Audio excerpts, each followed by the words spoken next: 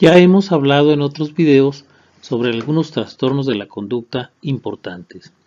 Este video pretende solo hacer un resumen sobre la farmacología de dos trastornos que tienen similitudes en sus vías de funcionamiento: la ansiedad y la depresión.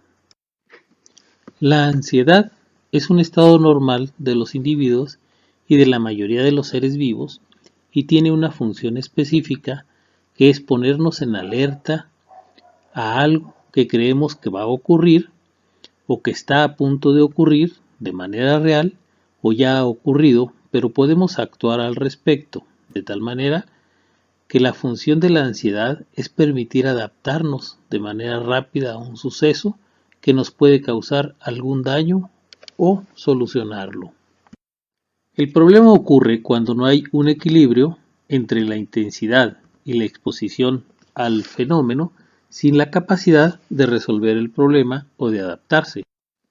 En este caso, se puede requerir un tratamiento con ansiolíticos, que bloquean al sistema nervioso central, produciendo lo que se conoce como efecto ansiolítico, que si la dosis es aumentada o prolongada, puede causar un efecto sedante, posteriormente un efecto hipnótico y en casos graves un estado de coma. Es por eso que algunos de estos fármacos pueden utilizarse en tratamiento de trastornos del sueño o también como anestesia general. Y aunque los fármacos más utilizados son las benzodiazepinas y estas actúan de forma selectiva sobre los receptores A del ácido gamma-aminobutírico o gamma-A, lo cual aumenta la apertura en presencia de GABA, el más utilizado de estos es el clonazepam, independientemente de que todos tienen más o menos el mismo tipo de acción. Luego le sigue el alprazolam, el lorazepam, el diazepam y el clordiazepóxido. Hay otras benzodiazepinas que se utilizan en el tratamiento del insomnio, las cuales vamos a ver más adelante. Por otro lado, el midazolam se utiliza como anestésico por su efecto de amnesia anterógrada. Sus vías de administración son varias: la oral, la dérmica, la subdérmica, la intravenosa y la intramuscular, las cuales tienen gran capacidad de absorción, sobre todo por su afinidad a las grasas, es decir, es un medicamento lipofílico.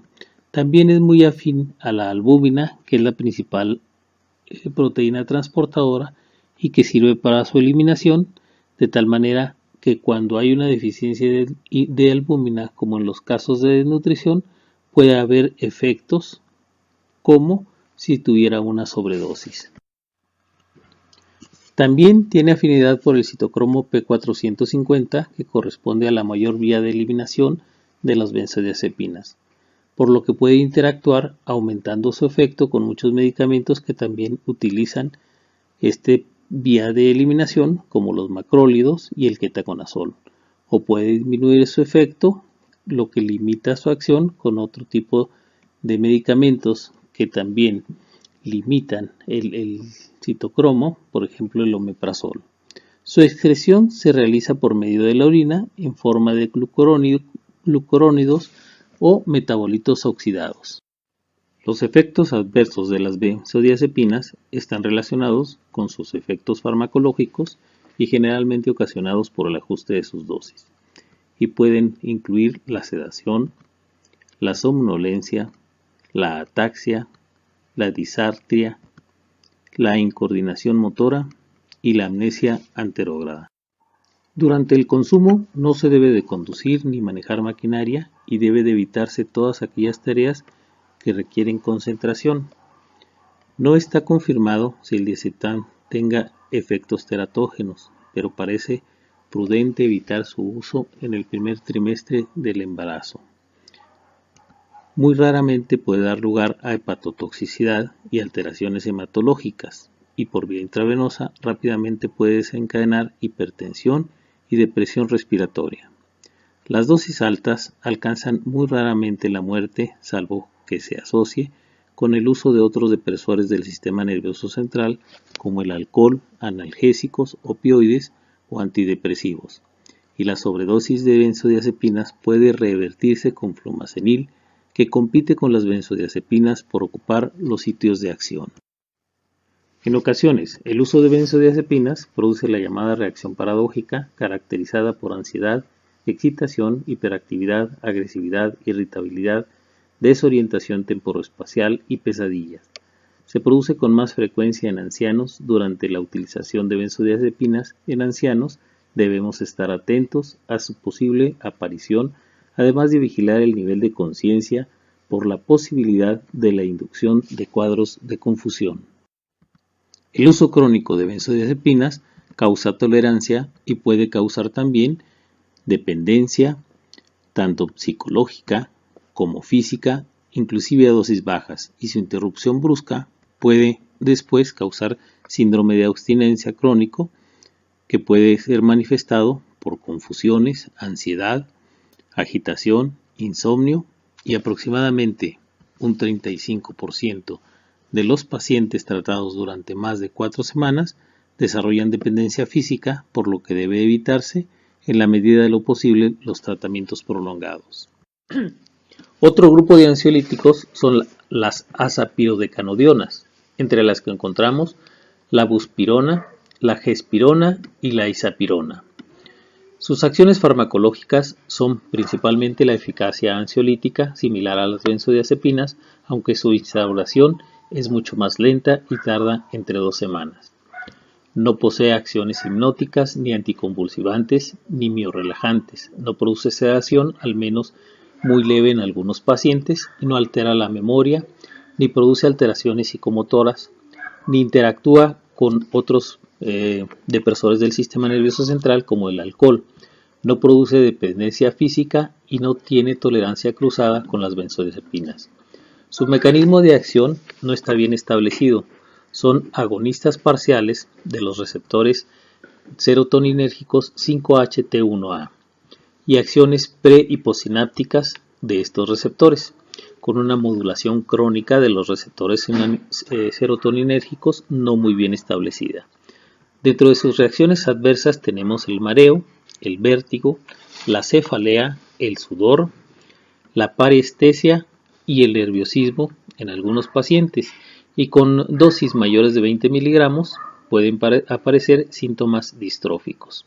Su uso terapéutico es en la ansiedad, comenzando el efecto entre 1 y 2 semanas, con un efecto máximo entre las 4 y las 6 semanas. Ya hablamos de la depresión, ahora solo vamos a hablar rápidamente porque ya lo vimos en otro video.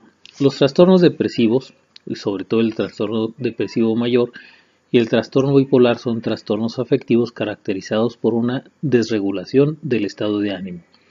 En el trastorno depresivo aparecen formas recurrentes de episodios depresivos caracterizados por apatía, por anedonia, por sensación de inutilidad y síntomas somáticos como cambios en el apetito o en el sueño.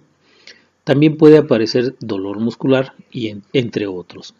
El trastorno depresivo mayor se divide clínicamente en 3 tipos: la depresión típica o melancolía, la depresión atípica y la depresión psicótica. En el caso de trastorno bipolar aparecen episodios de manía o hipomanía y periodos de depresión. Ambos trastornos responden al tratamiento con fármacos antidepresivos, aunque en algunos casos no se logra un control total de la sintomatología. El prototipo de los antidepresivos tricíclicos es la imipramina. Otros fármacos de este tipo son la amitriptilina, la desipramina, la nortriptilina, la trimipramina, la trazodona y la clomipramina. Los que tienen aminas secundarias afectan sobre todo a los neurotransmisores de noradrenalina, y los que tienen aminas terciarias afectan sobre todo a la serotonina. Inhiben ambos la recaptación tanto de noradrenalina como de serotonina desde el espacio extracelular sin afectar a la recaptación de la dopamina. La eficacia clínica de todos ellos es semejante y presentan utilidad en el tratamiento de dolor, usándose en migrañas a dosis menores de las necesarias para los efectos que tienen en el antidepresivo. Los antidepresivos tricíclicos presentan una buena absorción por vía oral. Su vida media varía entre 10 y 40 horas, lo que permite administrarlos 1 o 2 veces al día, y la concentración máxima se alcanza entre 1 y 4 horas después de la administración. Se metaboliza en el hígado, generando metabolitos activos que se prolongan en su efecto y luego se eliminan por la orina. Los efectos adversos más peligrosos de los antidepresivos tricíclicos son los que tienen lugar en el aparato cardiovascular, pudiendo producir bloqueos, especialmente en los casos de intoxicación donde pueden ser especialmente graves. Por ese motivo no deben de utilizarse cuando haya riesgo de suicidio ni en pacientes con alteraciones de la conducción cardíaca. Además, los antidepresivos tricíclicos tienen efecto antimuscarínico, produciendo los síntomas típicos de este, que son del bloqueo, los cuales se traducen en náusea, vómito, anorexia, sequedad de boca, visión borrosa, confusión, estreñimiento, taquicardia, retención de orina y también pueden producir bloqueo de los receptores de histamina y de adrenalina y de dopamina, originando hipotensión ortostática o sedación. En los ancianos son más susceptibles a la acción tóxica y la anticolinérgica de estos fármacos, así es que hay que tener un cuidado especial para no producirles hipotensión ortostática o la posibilidad de caídas. Los inhibidores selectivos de la recaptación de serotonina son actualmente muy utilizados. El primero que se autorizó fue la fluoxetina. Pronto le siguieron otros como el citalopram, la fluvoxamina, la paroxetina, la sertralina y el escitalopram. Aunque su eficiencia antidepresiva es similar a los antidepresivos tricíclicos, tiene menor toxicidad y es menos adverso o tiene menos efectos adversos en el organismo y es útil en el tratamiento de los trastornos bipolares, la eyaculación precoz, el estrés postraumático y es también un medicamento, especialmente la fluoxamina, que parece ser uno de los fármacos menos proconvulsivos.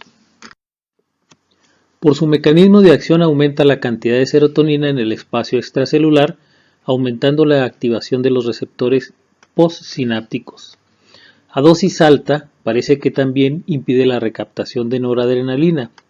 Los diferentes inhibidores selectivos de la recaptación de serotonina tienen más o menos la misma efectividad. La absorción se hace por vía oral, generalmente siendo buena y uniéndose entre el 50 y el 95% a las proteínas plasmáticas, lo cual da un volumen de distribución elevado.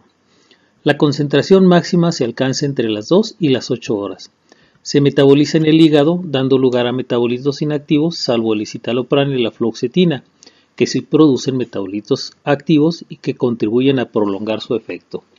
Se elimina por vía renal, excepto el citalopram y la sertralina, que lo hacen por las heces.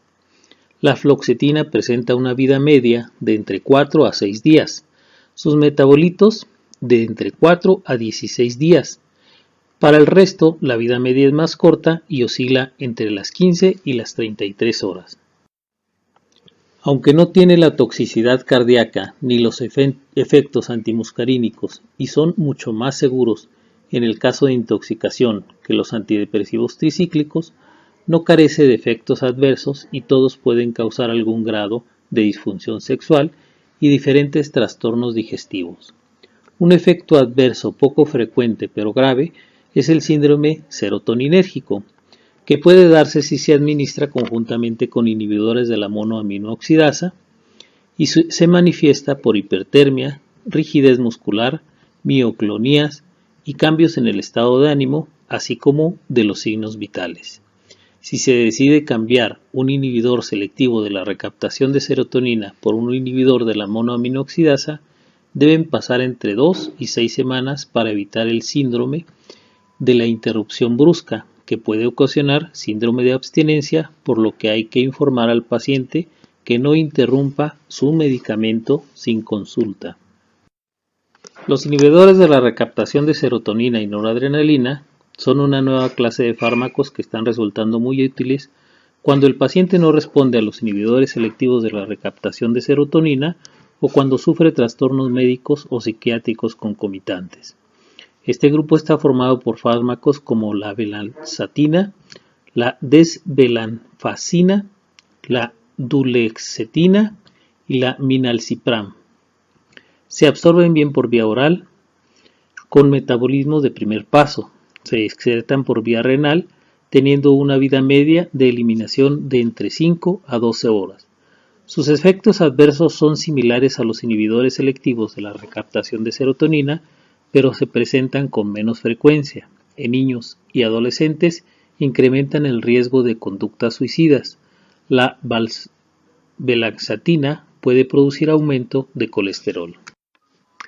En cuanto a los inhibidores selectivos de la recaptación de noradrenalina, solo se dispone de la reboxetina para el tratamiento de depresión grave en la que se precisa mejorar la autoestima y la motivación, y de la atomexina para tratar los trastornos por déficit de atención e hiperactividad. Los efectos adversos más frecuentes son la taquicardia, la sudoración, la sequedad de boca y el estreñimiento. En casos de antecedentes de crisis convulsivas o de trastorno bipolar ha de usarse con precaución, y en los casos de intoxicación puede causar la muerte. Los antidepresivos atípicos son varios fármacos cuyo mecanismo de acción se basa en la interacción con múltiples dianas. Entre ellos se encuentran el bupropión, el mirtazapán, la nefazodona y la trazodona. En general tienen pocos efectos adversos y eficacia clínica similar al resto de antidepresivos. El bupropión es el antidepresivo con menos efectos adversos de tipo sexual y se cree que induce menos cambios del estado de ánimo que otros antidepresivos. Su principal contraindicación es la predisposición a las convulsiones. La mirtazapina es un buen somnífero y un estimulador del apetito, lo que la hace útil en la depresión asociada a insomnio y a la falta del apetito.